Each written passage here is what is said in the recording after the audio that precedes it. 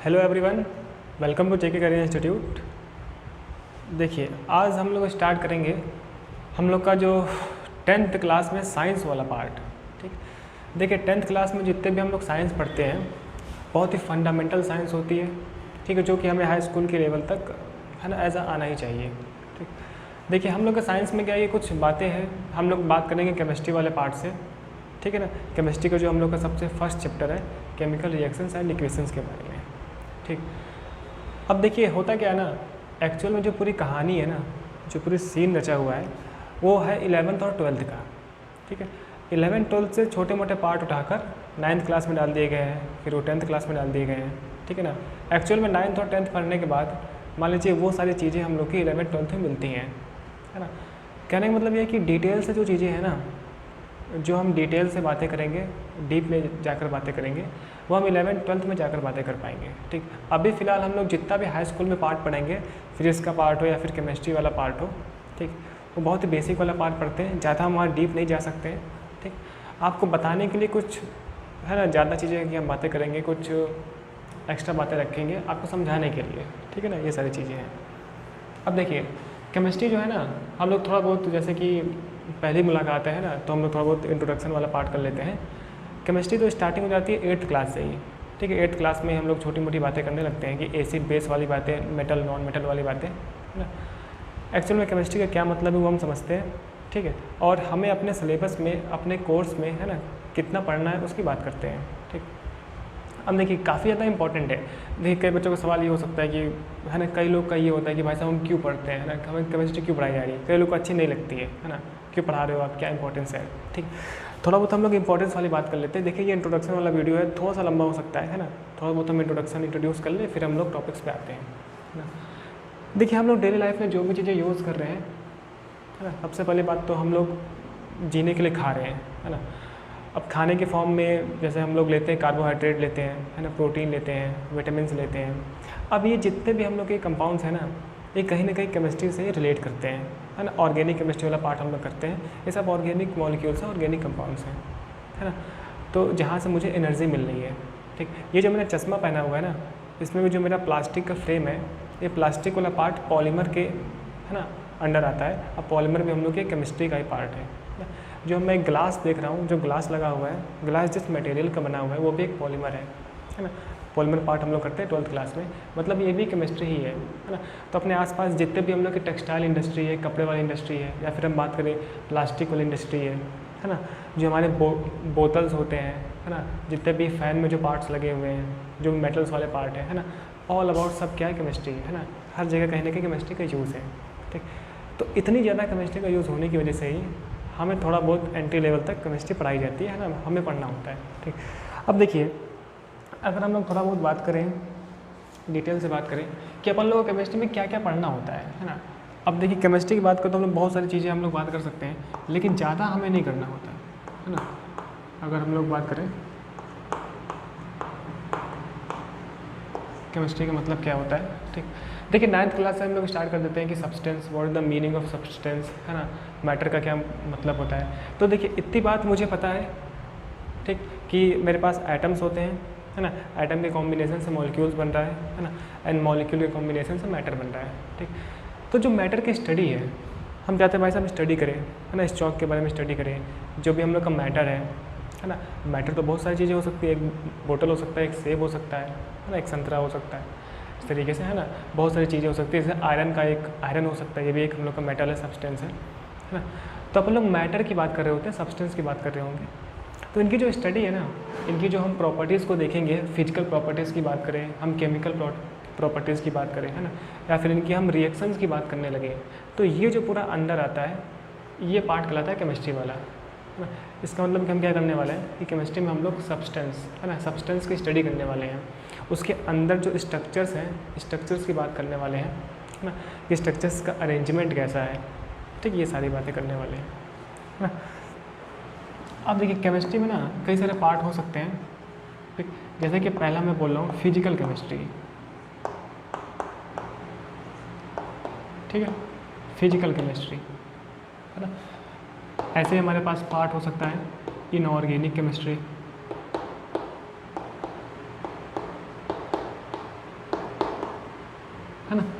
एक third part हम करते हैं ऑर्गेनिक केमिस्ट्री।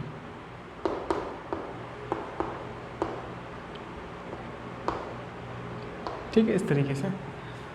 तो बेसिकली हम लोग को है ना 11th-12th में भी ये 3 पार्ट ही पढ़ने होते हैं।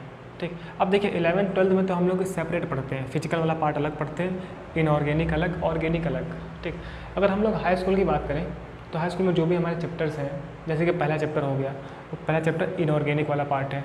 मतलब अभी हमारे लिए ना कुछ सेपरेट नहीं है ना, इन सब का मिक्सचर है, हम इन सब का मिक्सचर ही पढ़ने वाले हैं ना।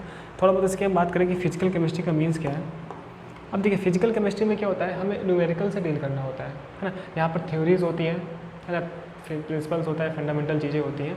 मुझे यहाँ पर न्यूमेरिकल्स डील करना होता है, यहाँ पर हम न्यूमेरिकल सॉल्व कर रहे होते हैं, तो वहाँ पर मैथमेटिक्स वाला पोर्सन आता है। ठीक, अब इनऑर्गेनिक एंड ऑर्गेनिक जो केमिस्ट्री है ना, यहाँ पर न्यूमेरिकल्स नहीं होते हैं ना, यहाँ पर इन्फॉर्मेशन होता है, रिएक्शंस होती हैं, उनको समझ कर मुझे ध्यान में रखना होता है ना, ये सारी बातें होती हैं। तो जो अभी हम अपना पार्ट करने वाले हैं केमिकल रिएक्शंस एंड इक्वेशन, ये इनऑर्गेनिक वाले के अंतर्गत आता है ना। मतलब कि यहाँ पर मुझे कोई न्यूमेरिकल वाला पार्ट नहीं देखना है, मुझे केवल रिएक्शंस के बारे में बातें करनी है कि कैसे रिएक्शंस हुई, क्या प्रिंसिपल था, क्या कहानी है, प्योर इन्फॉर्मेशन जो मुझे समझनी है ना। इसके बाद जो अपन लोग हाई स्कूल में बात करते हैं कार्बन एंड कंपाउंड की, वो पार्ट होता है ऑर्गेनिक वाले का है ना। अगर हम थोड़ा बहुत एसिड बेस की बात करें तो एसिड बेस में और भी जो पार्ट्स होते हैं वहाँ पर हम लोग को फिजिकल केमिस्ट्री भी आती है।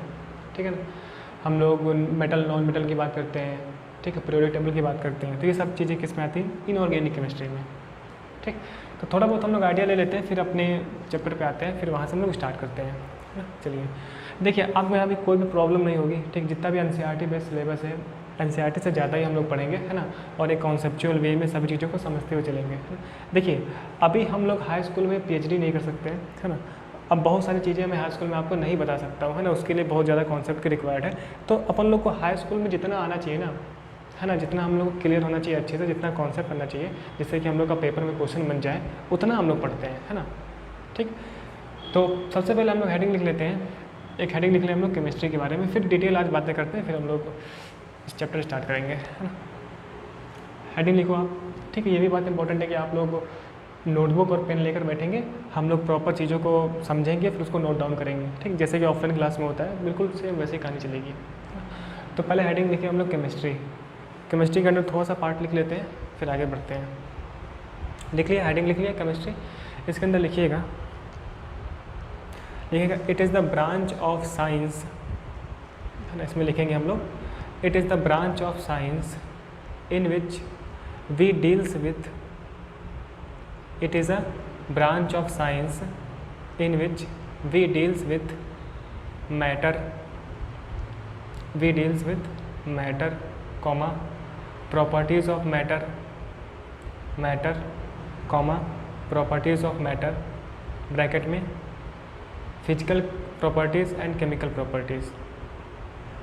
ठीक है, matter comma properties of matter, bracket में physical property and chemical properties.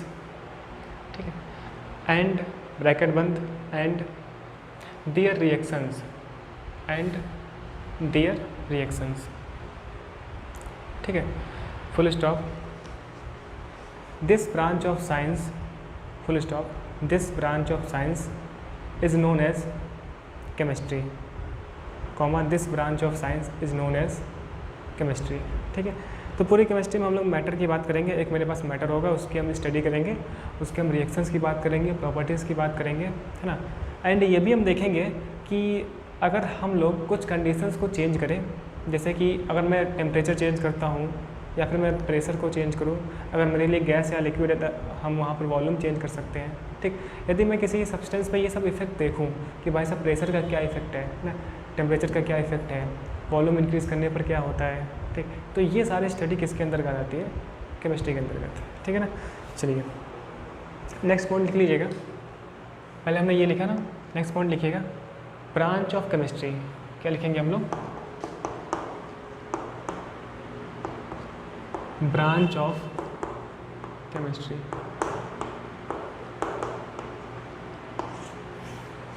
Next heading branch of chemistry. ठीक है,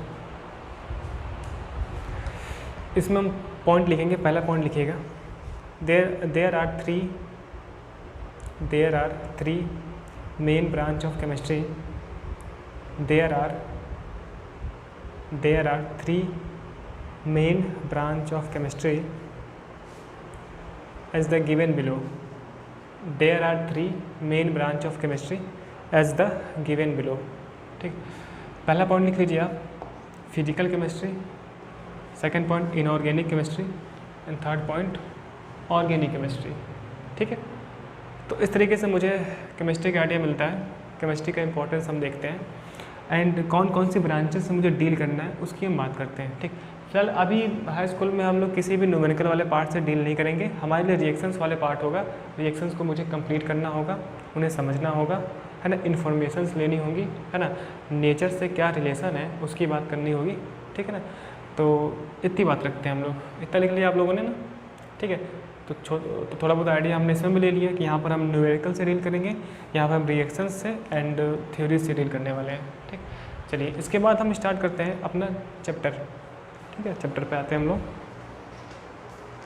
सो अब देखते हैं हम लोग, सबसे पहले हम बात करेंगे कंटेंट की।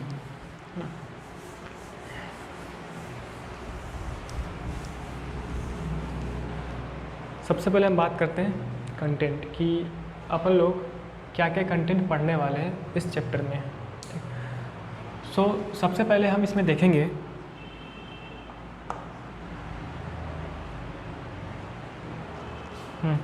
केमिकल चेंजेस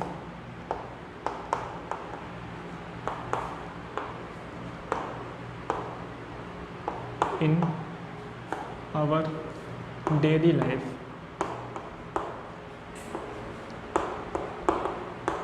सबसे पहले हम बात करेंगे कि केमिकल का मतलब क्या होता है ना, केमिकल चेंज का क्या मतलब होता है। ठीक, नेक्स्ट पॉइंट हम बात करेंगे केमिकल रिएक्शंस।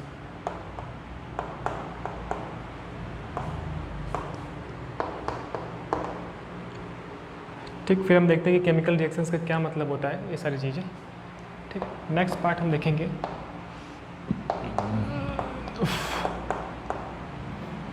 Chemical equations.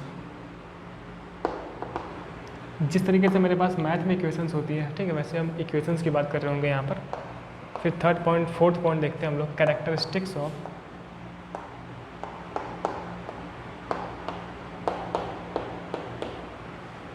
है ना, characteristics of chemical reactions.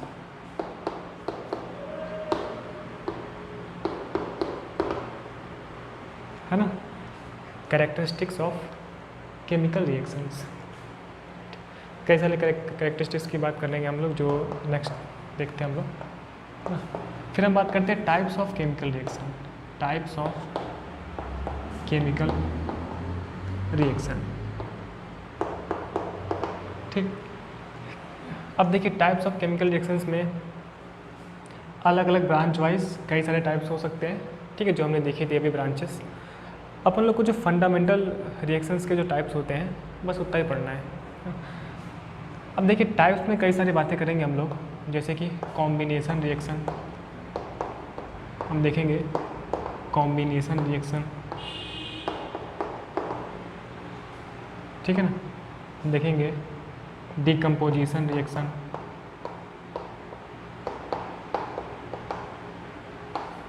Decomposition reaction. ठीक है, हम देखते हैं फिर डिस्प्लेसमेंट रिएक्शन।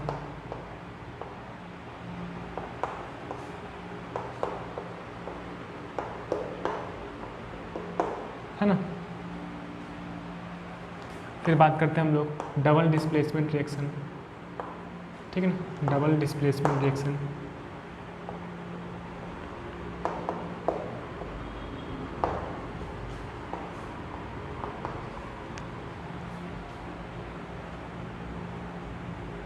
ठीक, what is the meaning of displacement reaction and double displacement reaction. ठीक, इसी में हम लोग और पार्ट देखेंगे। ठीक है, ऑक्सीडेशन रिएक्शन का मतलब है ना, नहीं इतना पार्ट हम इसमें करते हैं। कॉम्बिनेशन रिएक्शन है ना, decomposition reaction, displacement reaction and double displacement reaction. ठीक है ना, और भी पार्ट होगा तो हम लोग फर्दर बात करेंगे। फिर नेक्स्ट टॉपिक हम देखेंगे what is the meaning of oxidation. है ना। And what is the meaning of reduction, and which type of reaction source oxidation reduction, ये सारी बातें। नेक्स्ट देखते हैं हम लोग रेडॉक्स रिएक्शन, रेडॉक्स रिएक्शन, ठीक है ना, रेडॉक्स रिएक्शन। जो अपना नेक्स्ट पार्ट होगा वहाँ पर हम देखेंगे इफ़ेक्ट्स ऑफ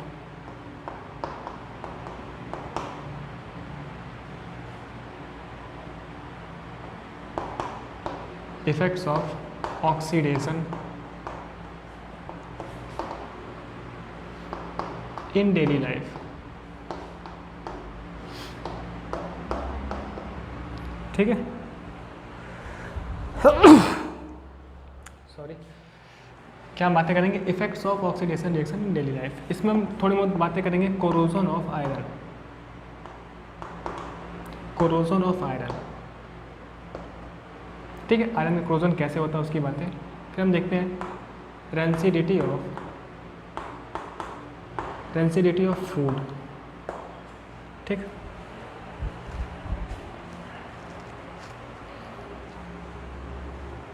ये सारी बातें, ठीक है ना। सो इतना टॉपिक हम लोग यहाँ पर देखने वाले हैं, एक एक करके हम चीज़ों को लेंगे, ठीक, फिर हम अपन लोग डिटेल से बातें करेंगे, ठीक। तब तक के लिए आप कंटेंट कॉपी करें, फिर हम आगे बढ़ते हैं, है ना। चलिए,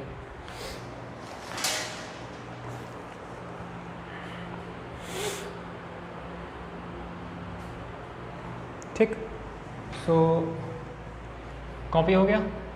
अब देखिए एक एक चीज़ के बारे में हम डिटेल से बातें करते हैं, तब तक आप कॉपी करते हैं इतनी बातें, है ना। अब देखिए जो भी हम यहाँ पढ़ने वाले हैं ना, एक्चुअल में ये जो पार्ट है ना, ये 12th वाला पार्ट है, ठीक, जो हम 12th क्लास में जाएंगे, क्योंकि साइंस के बाद, हाई स्कूल के बाद तो आप लोग चेंज कर सकते हो, स्ट्रीम चेंज कर सकते हो, है ना। लेकिन अगर आप साइंस साइड ही लेते हो ना, तो ये सारे पार्ट्स जो है हम लोग 12th क्लास में पढ़ते हैं। ज़्यादातर 12th पार्ट वाले हैं, कुछ 11th पार्ट भी है ना। सो हम लोग 11th 12th में सारी चीज़ें फिर से पढ़ते हैं, ठीक। चलिए इतना कॉपी हो गया, फिर हम स्टार्ट करते हैं अपने फर्स्ट हेडिंग से, है ना, that is chemical change in daily life, our daily life. चलिए हो गया ना, वीडियो पॉज करें, कॉपी करें, आगे बढ़ते हैं हम लोग।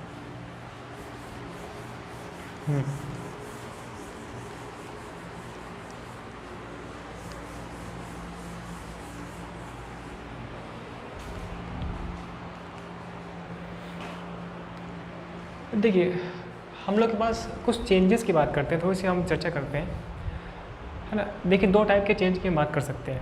एक तो मेरे पास होता है फिजिकल चेंज, ठीक। फिजिकल का मतलब ही क्या होता है? फिजिकल का मतलब ये है ना, जो चीज़ हम अपनी आंखों से देख रहे हैं, है ना, जैसे कि कलर, हम बात करते हैं फिजिकल चेंजेस में, तो हम बात करते हैं कलर्स की, टेम्परेचर की, प्रेशर की, है ना। जैसे कि मैं अगर इस चौक को देखूं तो चौक कैसा दिख रहा है? ब्लू दिख रहा है, तो इसकी फिजिकल प्रॉपर्टीज़ हैं, ठीक है ना। तो फिजिकल प्रॉपर्टीज़ हम देख कर बता सकते हैं कि भाई साहब इसका स्ट्रक्चर कैसा है, देखने में कैसा है, आकार कैसा है, शेप कैसा है, ठीक है ना। ये सब किस में आती है? फिजिकल प्रॉपर्टीज़ में आती है। लेकिन अगर हम केमिकल प्रॉपर्टीज़ की बात करें, ठीक है, अब केमिकल का मतलब क्या है ना, कि हम लोग एटम्स की बात कर रहे होंगे, मॉलिक्यूल्स की बात कर रहे होंगे, एटॉमिक लेवल पर बातें कर रहे होंगे कि जब दो एटम्स कंबाइन हो रहे हैं तो क्या हो रहा है। सो केमिकल का मतलब ही क्या है ना, जिसे हम अपनी आंखों से देख नहीं सकते हैं। अगर कहीं पर कोई केमिकल प्रोसेस चल रही है तो उसे हम देख कर नहीं बता सकते कि भाई साहब यहाँ पर क्या हो रहा है। उसके लिए हम लोग को माइक्रोस्कोप, अल्ट्रा माइक्रोस्कोप उसका यूज़ करना पड़ेगा, ठीक है ना। सो हम केमिकल चेंजेस अपने डेली लाइफ में देखते हैं। कैसे कैसे देखते हैं? जैसे कि मिल्क की बात करें, जैसे कि गर्मियों का मौसम होता है तो हम देखते हैं कि दूध फट जाता है ना, सॉवरिंग ऑफ मिल्क उसको हम बोलते हैं। तो दूध का फटना क्या है? एक केमिकल चेंज है।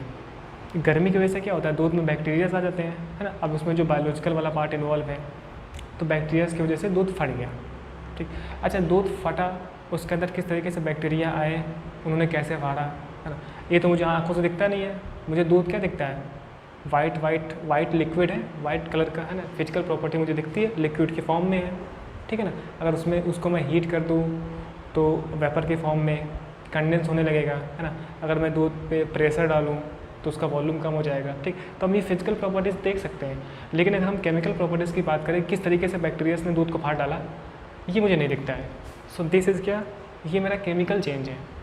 इसे ही मैं क्या बोल रहा हूँ? केमिकल चेंज, ठीक है। जैसे कि देखिए दूध से दही का जमना, अब हमने दूध को रख दिया, उसमें दही डाल दिया, तो दूध से दही भी जमता है, ठीक है। यहाँ पर भी बायोलॉजिकल वाला पार्ट इन्वॉल्व है कि जो बैक्टीरियाज होते हैं वो दूध से दही में कन्वर्ट करते हैं, ठीक। लेकिन भाई साहब कन्वर्ट कैसे हुआ? क्या हम देख पा रहे हैं कि ये दूध है, ये दूध का पार्ट है, ठीक है, ये धीरे धीरे कोई बंदा आ रहा है फिर उसको दही में चेंज करता जा रहा है ना? ये पार्ट मुझे नहीं दिखता है, अब मुझे अपने आंखों से नहीं दिखता है, ठीक है। So this is the chemical process. यहाँ पर क्या हो रहा है? केमिकल चेंज हो रहा है। तो इसे ही मैं क्या बोल रहा हूँ?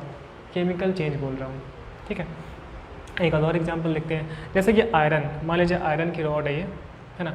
आयरन को अगर हम लोग ऐसे एटमॉस्फेयर में छोड़ दें, है ना, बाहर ले जाकर फेंक दें, तो काफ़ी समय बाद, है ना, स्लोली धीरे धीरे जब बरसात होती है ना, पानी पड़ता है, धूप निकलती है, फिर बारिश होती है, तो कई समय बाद हम क्या देखते हैं कि आयरन के ऊपर एक ब्राउन कलर की लेयर आ गई है, ठीक है ना। जिसे हम क्या बोलते हैं? Rusting of iron. इस पर रस्ट आ गया है, ठीक। सो ये रस्ट कैसे आ गया, है ना? सो ये भी क्या है? केमिकल चेंज है, ठीक है। आयरन का ऑक्साइड होता है, हम बातें करेंगे आगे चल के। सो ये कैसे कैसे प्रोसेस हो रहा है, किस तरीके से यहाँ पर रिएक्शन हो रहा है ना। आयरन जो कि बिल्कुल चमकीला दिख रहा था, बिल्कुल शाइनी था, ठीक, उसके ऊपर क्या आ गया? रस्ट आ गया, ब्राउन कलर की लेयर हो गई, ठीक। सो ये भी जो चेंज हुआ ना, ये भी चेंज एटॉमिक लेवल पे हुआ, उसके अंदर मॉलिक्यूलर लेवल पे हुआ, है ना। अंदर का स्ट्रक्चर चेंज हुआ, वहाँ के अरेंजमेंट मॉलिक्यूल का चेंज हुआ, ठीक। ये सभी चीज़ें मुझे नहीं दिखती हैं, तो ये क्या है? केमिकल चेंजेस है, ठीक है ना। और एग्जाम्पल की हम बात कर सकते हैं, जैसे कि फूड का डाइजेशन, ठीक। अब देखिए फूड के अंदर क्या है? फूड के अंदर एक प्रॉपर मेरे पास कंपाउंड्स होते हैं जो कि केमिस्ट्री से वही बातें करते हैं हम लोग। अब उन कंपाउंड्स में स्ट्रक्चर्स होते हैं, है ना, जैसे कि कार्बोहाइड्रेट्स होते हैं फूड में, प्रोटीन्स होते हैं, है ना। अब फूड का डाइजेशन कैसे होता है? स्टमक में कि हम जानते हैं कि एंजाइम्स हमारे पास होते हैं। सो वो एंजाइम्स उस फूड को, जो फूड मेरे पास कंपाउंड है वहाँ पर जो चेन्स है उसको ब्रेक करके उसका प्रोटीन कार्बोहाइड्रेट निकालते हैं, है ना। तो जो डाइजेशन हो रहा है ये भी क्या है? एक केमिकल प्रोसेस है।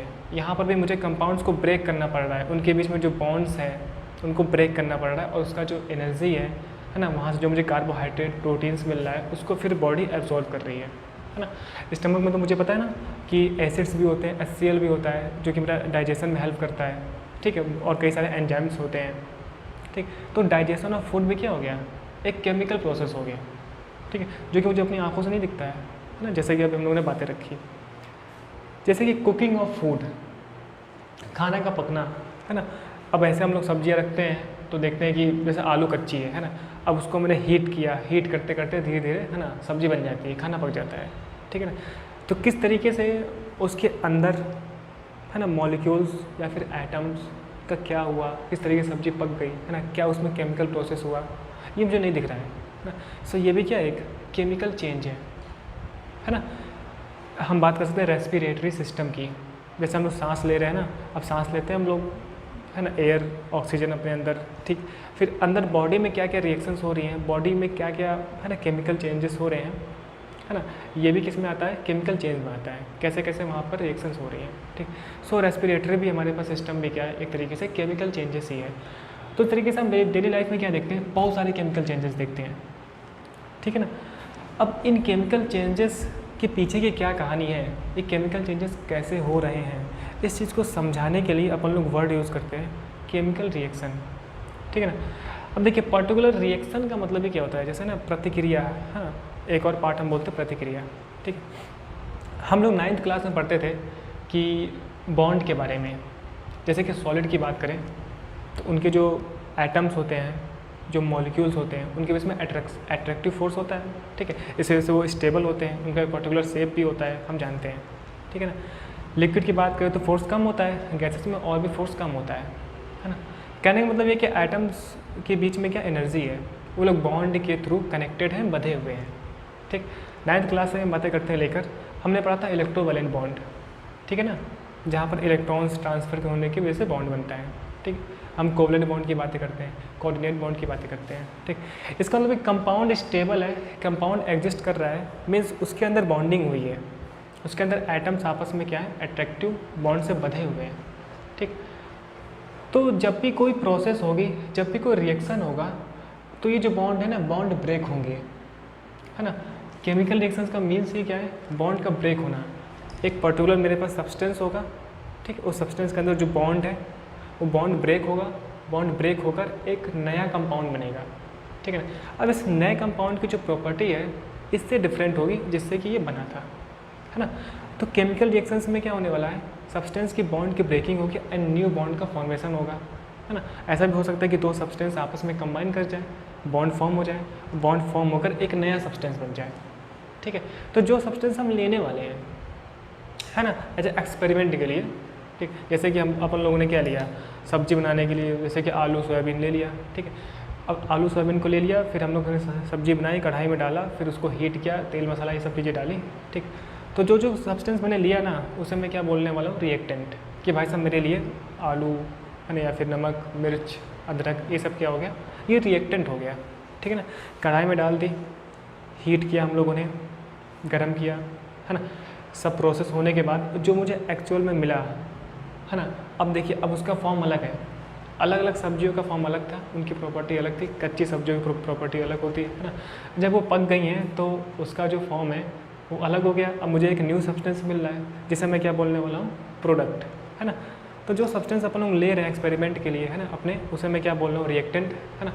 अब रिएक्शन होने के बाद, रिएक्शन का मतलब ही क्या है, बॉन्ड का ब्रेकिंग एंड बॉन्ड का फॉर्मेशन, ठीक है। एक जगह बॉन्ड का ब्रेक होगा और दूसरी जगह बॉन्ड का फॉर्मेशन होगा। बॉन्ड फॉर्म होने के बाद एक नया कंपाउंड बनेगा जिसे मैं क्या बोल रहा हूँ, प्रोडक्ट, ठीक है ना। एंड दिस प्रोसेस, ये जो प्रोसेस हुआ कि भाई साहब बॉन्ड ब्रेक हुआ, बॉन्ड फॉर्मेशन हुआ, जहाँ से बॉन्ड ब्रेक हुआ जो सब्सटेंस हमने लिया था उसे मैं रिएक्टेंट बोल रहा हूँ, जो नया कंपाउंड बनने वाला है उसे मैं प्रोडक्ट बोल रहा हूँ। तो सो जो ये प्रोसेस हुआ ना, जिस प्रोसेस थ्रू ये कांड हो रहा है, इस प्रोसेस को मैं क्या बोल रहा हूँ, केमिकल रिएक्शन, ठीक है ना, केमिकल रिएक्शन। चलिए, तो हम लोग थोड़ी बहुत जनरल बातें की। हेडिंग लिखिए आप, chemical changes in our daily life. इसमें कुछ पॉइंट लिख लेते हैं हम लोग, पॉइंट लिखिएगा। फर्स्ट पॉइंट लिखते हैं, है ना, इसको समझ लिया हम लोगों ने अच्छे से, ठीक है। पहला पॉइंट लिखेंगे हम लोग,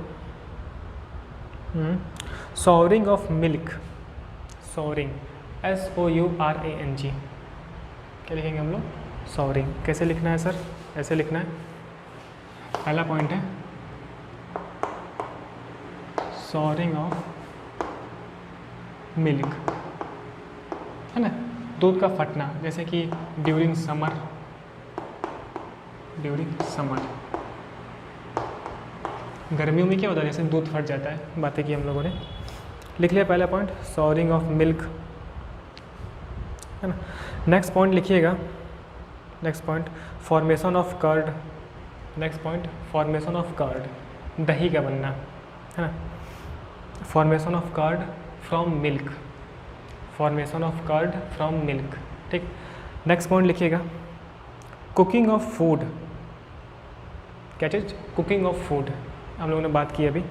नेक्स्ट पॉइंट लिखिएगा, digestion of food in our body, next point, digestion of food in our body, है ना, जिसकी बात की हमने, एंजाइम्स की बात की, एसिड की बात की, ठीक है। Next point, process of respiration, process of respiration, है ना, आप लोग बायोलॉजी में पढ़ोगे भी रेस्पिरेटरी सिस्टम के बारे में। So next point, process of respiration, है ना। Next point, fermentation of grapes, fermentation of grapes,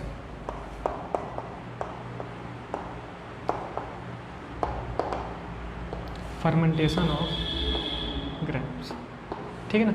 अब देखिए अंगूर जो होता है ना, अंगूर का फर्मेंटेशन होता है, एक प्रोसेस होती है, ठीक है ना, जिसमें फिर हम लोग का बायोलॉजिकल लेवल पे कांड होता है, फिर हम लोग को बैक्टीरियाज होते हैं जो कि ग्रेप्स को कन्वर्ट करते हैं अल्कोहल में, ठीक है ना। तो ग्रेप्स का फर्मेंटेशन करके हम लोग अल्कोहल बना रहे होते हैं, शराब बना रहे होते हैं। So this change is chemical change, है ना। जो इतनी बातें हम लोगों ने रखी, लिख लिया, fermentation of grapes. Next point, rusting of iron, rusting of iron, जिसकी बात की अभी हम लोगों ने, है ना। नेक्स्ट पॉइंट लिख लीजिए, burning of fuels, burning of fuels, ठीक है। नेक्स्ट पॉइंट लिखा हम लोगों ने, बर्निंग ऑफ फ्यूल्स, फ्यूल्स का जहाँ से हम एनर्जी ले रहे हैं, जैसे कि वुड, लकड़ी को हम लोग हीट किया, जलाया, वुड की बात, जैसे पेट्रोल की बात, पेट्रोल की बात, है ना। पेट्रोल भी क्या फ्यूल है ना, पेट्रोल से इंजन में जाता है, फ्यूल बर्न होता है, सो वहाँ से मुझे एनर्जी मिलती है, सो वहाँ से हम लोग की सारी चीज़ें होती है ना। ऐसे केरोसिन ऑयल, केरोसिन ऑयल, ठीक है ना। इनका जो बर्न होता है ना, इनके बर्न करने पर एनर्जी मिल रही है। एनर्जी बेसिकली होता है कि बॉन्ड ब्रेक होता है, सो बॉन्ड जब ब्रेक होता है तो मुझे एनर्जी देता है ना। ये वाले रिएक्शंस हैं, इस पर हम लोग बात करेंगे अभी।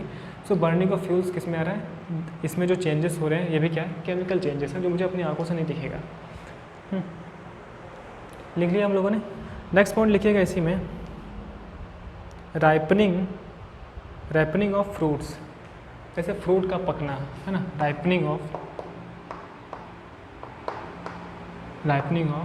फ्रूट्स, ठीक है।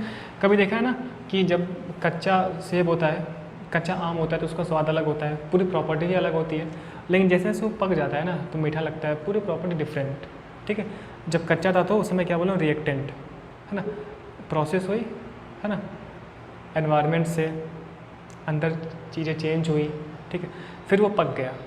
सो पक गया तो क्या बन गया, प्रोडक्ट बनने, ठीक है ना। सो जो ये प्रोसेस हुआ ना, कच्चे से पकने के बीच में प्रोसेस, इसे मैं क्या बोल रहा हूँ, केमिकल रिएक्शन, इनके बीच में केमिकल चेंजेस आया, ठीक है। सो राइपनिंग ऑफ फ्रूट्स, ये भी किस में आ रहा है, केमिकल चेंजेस में आ रहा है। सो इतने सारे एग्जांपल्स देखने के बाद डेली लाइफ में हम बात कर सकते हैं कि हमारे लिए केमिकल चेंज का कुछ सिग्निफिकेंस है ना। हम बात कर सकते हैं केमिकल रिएक्शंस के बारे में, ठीक। चलिए इतनी बातें हम लोगों ने रखी, ठीक। थोड़ा सा पानी पीता हूँ फिर आगे बढ़ता हूँ। अब नेक्स्ट हेडिंग लिख लेते हैं हम लोग, केमिकल रिएक्शन। नेक्स्ट हेडिंग होगी हम लोग की केमिकल रिएक्शन।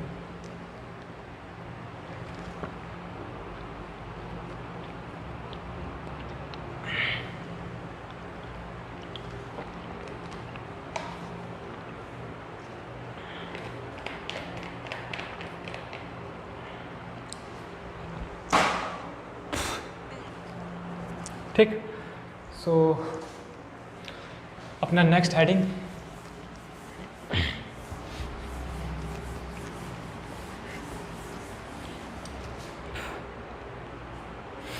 देखिए थोड़ी सी वीडियो लंबी हो सकती है, मैं जानता हूँ, क्योंकि बहुत ही आराम से पढ़ाता हूँ मैं, ये मैं जानता हूँ, ठीक है ना। लेकिन जितना भी हम पढ़ेंगे ना, बहुत ही सॉलिड पढ़ेंगे, इसके लिए फिर आपको किसी बुक की ज़रूरत नहीं पड़ेगी, है ना। हालांकि अगर आप पूरे चैप्टर जितना भी लेक्चर्स अभी आने वाले हैं प्रॉपर देख लोगे ना, फिर दुनिया की कोई भी बुक उठा के पढ़ो जो हाई स्कूल की हो, जो आपके लेवल की हो, आपको सारी बातें समझ में आने वाली है, ठीक है। इतनी बातें हम लोग करेंगे।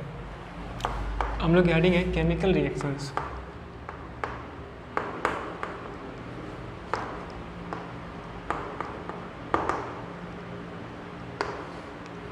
केमिकल रिएक्शन कई सारे पढ़ेंगे हम। अभी मैंने केमिकल रिएक्शन पे कई सारी बातें की कि मेरे पास एक सब्सटेंस होगा, है ना, जिस पे मैं एक्सपेरिमेंट कर रहा हूँगा, है ना। अब उस मैटर के अंदर क्या होता है, बॉन्डिंग होती है, ठीक है ना। अब वो बॉन्ड ब्रेक होगा एंड न्यू बॉन्ड फॉर्म होगा। सो जो ये बॉन्ड ब्रेकिंग से बॉन्ड फॉर्मेशन का जो ये प्रोसेस है ना, जिसके थ्रू ये होने वाला है ना। हो सकता है कि मैंने वहाँ पे कोई टेम्परेचर चेंज किया हो, मैंने कुछ प्रेशर अप्लाई किया हो, या फिर मैं कैटलिस्ट, है ना, वर्ड शायद सुना हो आप लोगों ने, फिर बातें करेंगे हम लोग इस पर, हम लोग कैटलिस्ट यूज़ किए हो, ठीक। तो इस तरीके से जो ये बॉन्ड का फॉर्मेशन हो रहा है, ब्रेकिंग से फॉर्मेशन, है ना। So this process is known as chemical reaction, है ना। एंड केमिकल रिएक्शन में दो पार्ट होते हैं मेरे लिए, एक तो रिएक्टेंट वाला पार्ट एंड दूसरा प्रोडक्ट वाला पार्ट, है ना। और भी बहुत बातें देखते हैं हम लोग कैसे उसको करेंगे। इसके लिए अपन लोग एक एक्सपेरिमेंट देखते हैं, एक्सपेरिमेंट, है ना, एक एक्सपेरिमेंट देखते हैं, है ना। एनसीईआरटी में गिवन है एक्टिविटी के नाम से। जैसे कि मैं ये बर्नर लेता हूँ,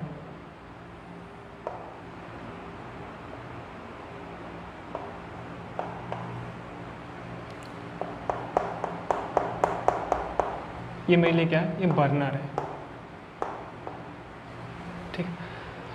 अब देखिए जैसे कि है ना, लैब में आप जाओ तो लैब में मेरे पास मैग्नीशियम रिबन होता है, मैग्नीशियम की रॉड होती है, एक्चुअल में मैग्नीशियम मेटल होता है ना, वाइट सिल्वरी टाइप का दिखता है, वाइट होता है, सिल्वर का मिक्सर होता है वो कलर उसका, ठीक है ना। तो वो रिबन के फॉर्म में होता है लैब में, या फिर वायर के फॉर्म में होता है। अगर मैं उस मैग्नीशियम रिबन लेके आ रहा हूँ मैं, और इस फ्लेम के पास उसको मैं हीट करता हूँ, ठीक है ना। यहाँ से मेरे पास ऐसे टोंग लगे हुए हैं, टोंग, है ना, चिमटे से मैंने पकड़ा है, ठीक। और ये क्या है, मैग्नीशियम रिबन,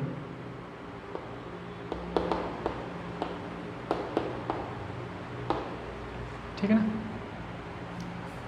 सो जैसे ही हम इसके पास लाएंगे ना, जैसे मैं इसको बर्न करूँगा तो मेरे पास वाइट फ्लेम के साथ ही बर्न होता है। कैसा?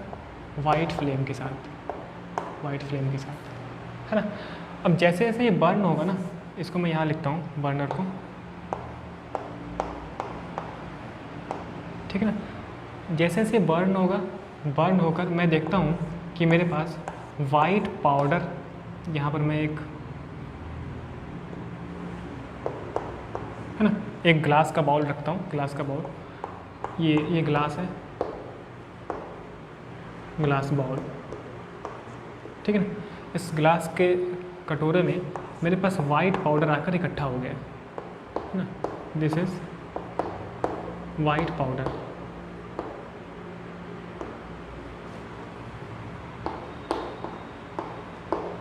ठीक। सो हम लोगों ने ऑब्ज़र्व किया, क्या ऑब्ज़र्व किया कि जैसे हम लोग मैग्नीशियम की रिबन लाए, टोंग से पकड़े, उसको मैंने हीट किया, जलाया, सो ये रिबन है ना वाइट फ्लेम के साथ जलने लगता है ना, बहुत ही अच्छा सा एकदम चमकीला। इसलिए हम उसको थोड़ा सा दूर रखते हैं अपनी आँखों से, है ना, क्योंकि ब्राइटनेस बहुत ज़्यादा होती है उस वाइट की, जिससे कि हम लोग का आँख के ऊपर इफेक्ट पड़ता है थोड़ा बहुत उसका, है ना। सो ये वाइट फ्लेम के साथ जलता है और मैं देखता हूँ कि इस तरीके से मेरे पास ये जल कर वाइट पाउडर के फॉर्म में एक्यूमुलेट यहाँ पर इकट्ठा होने लगता है, ठीक है। सो ये प्रोसेस हुआ। सो ये प्रोसेस कैसे हुआ? सो this process is chemical change, यहाँ पर केमिकल चेंजेस हुए, है ना। सो एक्चुअल में क्या हुआ होगा? एक्चुअल में कुछ ऐसा हुआ होगा कि जो ये मैग्नीशियम है, मैग्नीशियम आया मेरे पास, है ना, मैग्नीशियम रिबन, ठीक है। अब जैसे मैं इसको बर्न करूँगा तो बाहर क्या एटमॉस्फेयर है, एटमॉस्फेयर में तो एयर होती है ना। एयर को मैं एटमॉस्फेयर में, है ना, एटमॉस्फेयर में एयर होती है, एयर से ये O2 के साथ रिएक्शन कर लेता है। O2 जो ऑक्सीजन है फ्रॉम एयर, जो कि एयर से मिल रहा है। एयर में कई सारे गैसेस हो सकती हैं। सो मैग्नीशियम O2 के साथ रिएक्शन करता है। ऑक्सीजन मैं लिखता हूँ यहाँ पे, ऑक्सीजन, ऑक्सीजन, ऑक्सीजन के साथ हीट किया मैंने, हीट तो मिल रहा है यहाँ से, फ्लेम के फॉर्म में हीट मिल रहा है। हीट करके ये मैग्नीशियम ऑक्साइड बनाता है। क्या चीज़? Magnesium oxide. सो जो मुझे ये वाइट पाउडर दिख रहा है ना, वाइट पाउडर, बेसिकली ये क्या है? मैग्नीशियम ऑक्साइड है, ठीक है। White powder, white powder,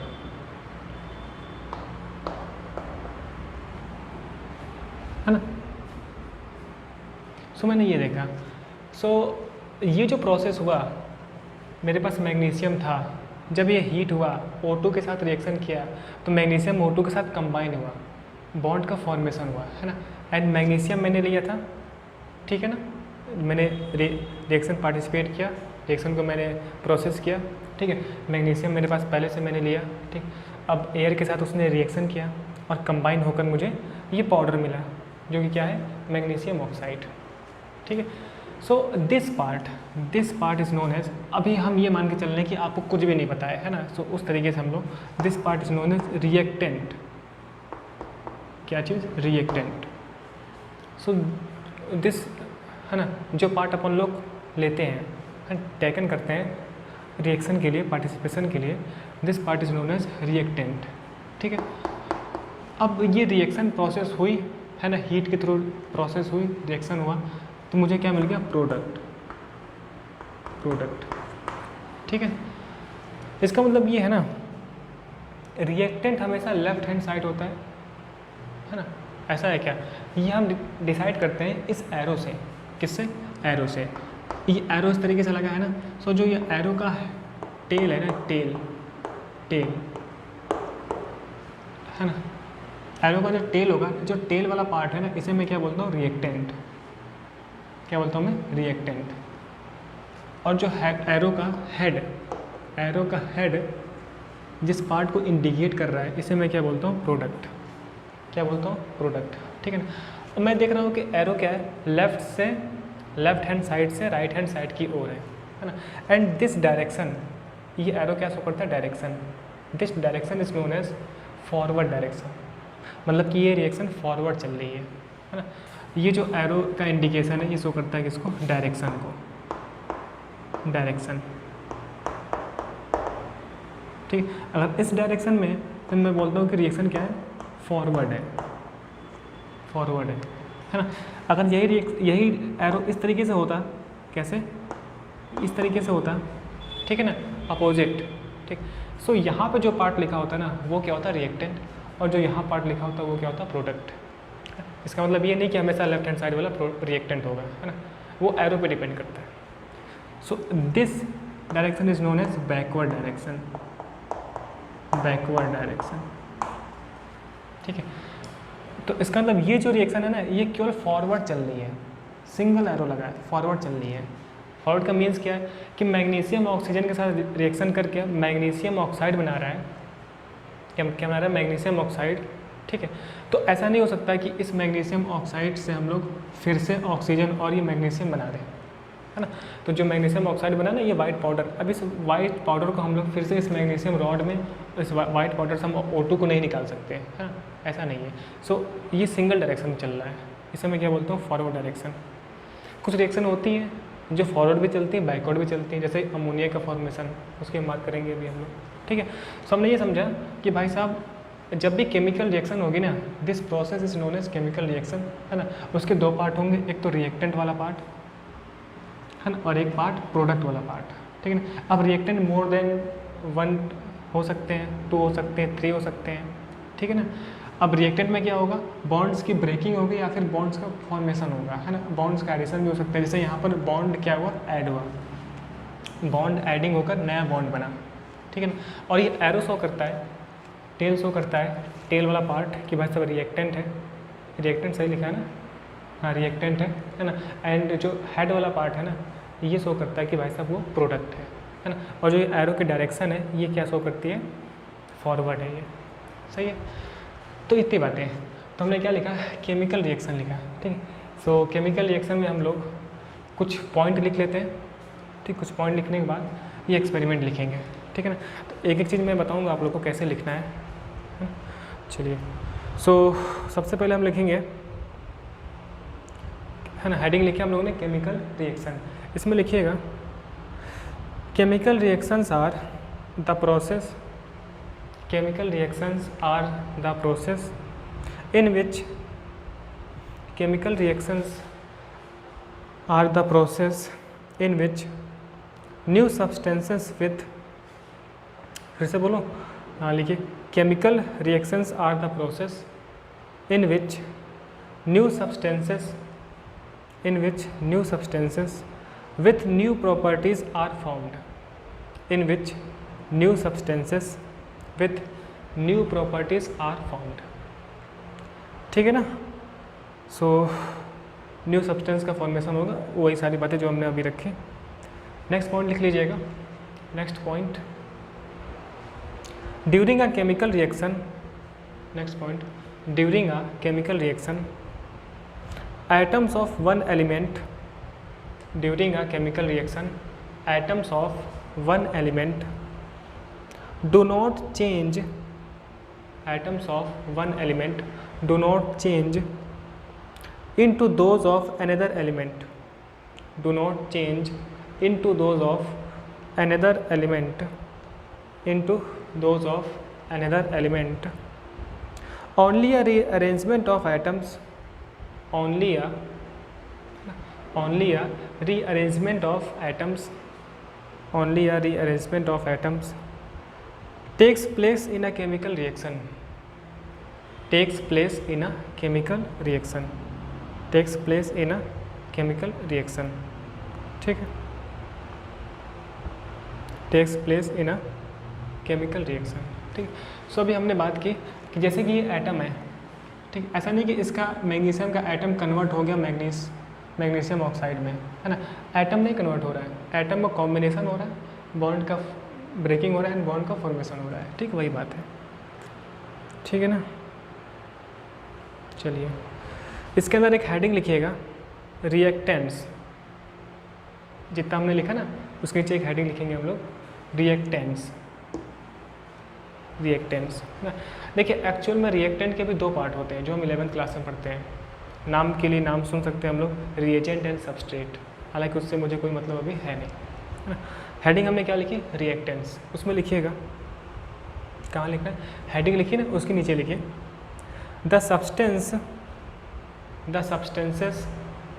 substances which take part in a chemical reaction, the substances which take part in a chemical reaction, the substances which take part in a chemical reactions are called reactant, chemical reaction are called reactants, ठीक है ना। so which part take in a chemical reaction, this part is take in a chemical reaction। Next point लिख लेंगे हम लोग product, next point लिखते हैं हम लोग प्रोडक्ट, ठीक है ना। हिंदी बोलते हैं हम लोग उत्पाद मचा दिया है ना, उत्पाद, क्या लिखेंगे लोग, प्रोडक्ट। प्रोडक्ट के अंदर लिखिएगा the new substances produced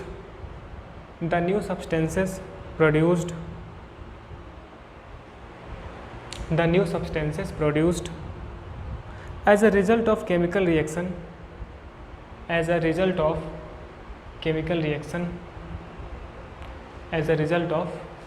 reaction, sir फिर से बोल दो, ठीक है। द न्यू सब्सटेंसेस प्रोड्यूस्ड है ना, as a result of chemical reaction are called products, है ना। सो वो वाला बंदा क्या प्रोडक्ट है, ठीक है ना। सही है। अच्छा, ये जो पैटर्न लिखा है ना, जिसमें मैंने मैग्नीशियम को वर्डिंग में लिख दिया है, this is known as word equation, है ना। अभी मैं वर्ड में लिखा हूँ, फिर मैं बात करूँ केमिकल इक्वेशंस की, ठीक, उस पर हम आते हैं अभी। सो ये लिख लिया ना, आर कॉल्ड प्रोडक्ट्स, ठीक। अब एक एक्सपेरिमेंट, हेडिंग लिखते हैं एक्सपेरिमेंट, क्या लिखूँगा हेडिंग में, एक्सपेरिमेंट। हेडिंग लिख लो आप, जो बोल रहा हूँ करो। हेडिंग लिख लिया आप लोगों ने, फिर ऐसे बनाया बर्नर। अब देखिए बुक्स में एनसीईआरटी में गिवन है, अपन लोग एक रफ डायग्राम लेंगे समझने के लिए। This is a burner, here is flame है ये, है ना। When it is burn then white flame is observe, है ना। सो यहाँ पर मुझे वाइट फ्लेम मिल रहा है, एंड ये मेरे पास टोंग है, अब इधर हाथ भी है, पूरा इंसान भी खड़ा है ना, ऐसे हाथ पकड़ के। फिर जैसे जैसे ये बर्न हो रहा है ना, देन वी विल फाइंड यहाँ पर क्या मेरे पास वाइट पाउडर, ठीक है ना, and it is magnesium oxide, ठीक है ना। तो पहले आप क्या करो, एक्सपेरिमेंट लिखकर ये सेटअप बना लो, ये पूरा बना लो, ठीक है ना। लिख लिया तो वीडियो पॉज करें, एक्सपेरिमेंट लिखें और ये पूरा सेटअप बना लें, फिर हम लिखते हैं थोड़ा बहुत पॉइंट। बन गया, सेटअप बन गया। फिर नीचे लिखते हैं हम लोग the burning of magnesium in air, देखिए एयर में बहुत सारी गैसेस हैं, लेकिन ये एयर में O2 से रिएक्ट कर रहा है ना, और स्टेबल गैसेस हैं, इस वजह से उनसे नहीं हो रहा है। The burning of magnesium in air to form magnesium oxide, sorry, लिखेंगे हम लोग the burning of magnesium in air to form magnesium oxide is an example of chemical reaction,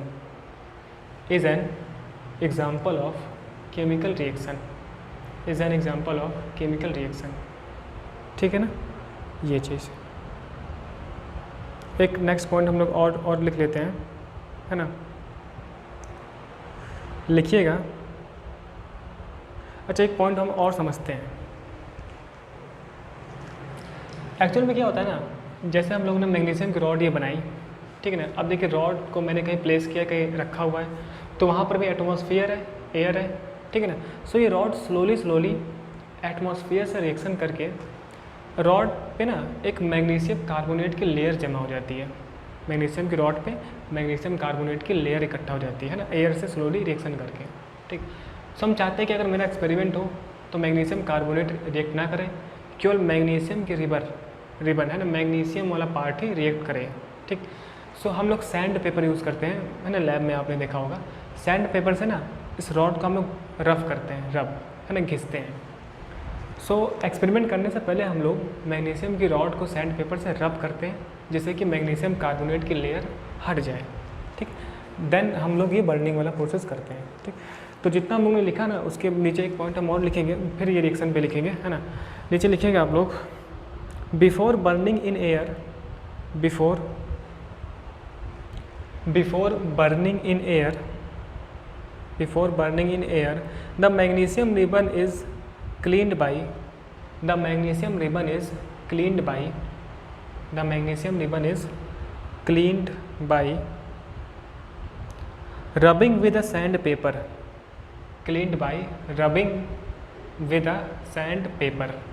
ठीक, नेक्स्ट पॉइंट लिखते हैं इसी में, this is done to remove the, this is done to remove the layer of basic magnesium carbonate, this is done due to remove the protective layer of, due to remove the protective layer of basic magnesium carbonate, protective layer of basic magnesium carbonate from the surface of magnesium ribbon, from the surface of magnesium ribbon, from the surface of magnesium ribbon। ठीक है, लिख लिया।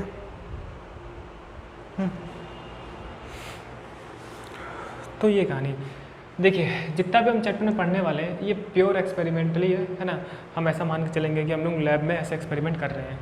सो क्या क्या किया हमने, setup कर लिया, ठीक है ना, पॉइंट्स लिख लिए, अब आप रिएक्शन लिख लो, है ना।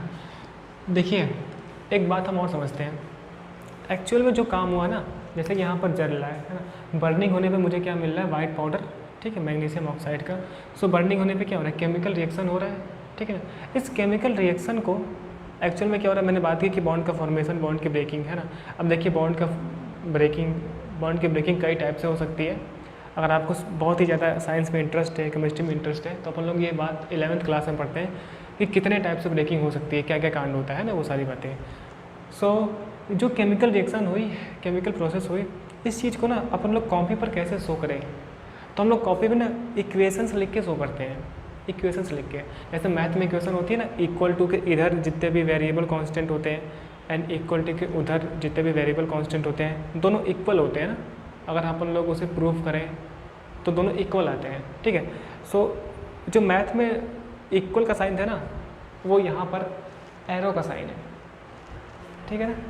और जो यहाँ पर वेरिएबल कांस्टेंट थे वो यहाँ पर रिएक्टेंट है, फिर यहाँ पर जो पार्ट था वो क्या, प्रोडक्ट है, ठीक।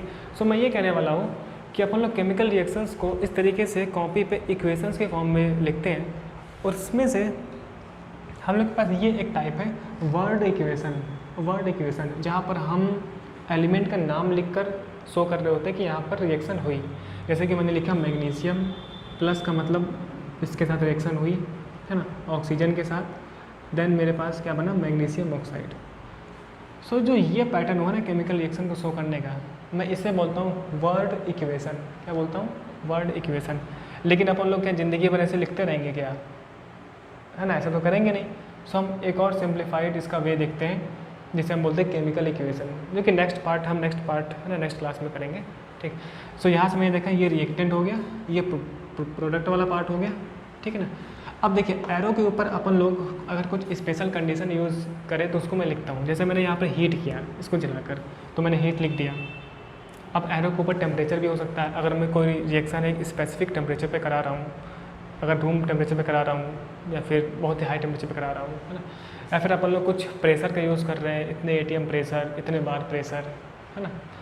या फिर अपन लोग कैटलिस्ट यूज़ कर रहे हैं जो रिएक्शन की रेट को इंक्रीज़ करता है ना, डिक्रीज़ भी कर सकता है, इंक्रीज़ कर सकता है।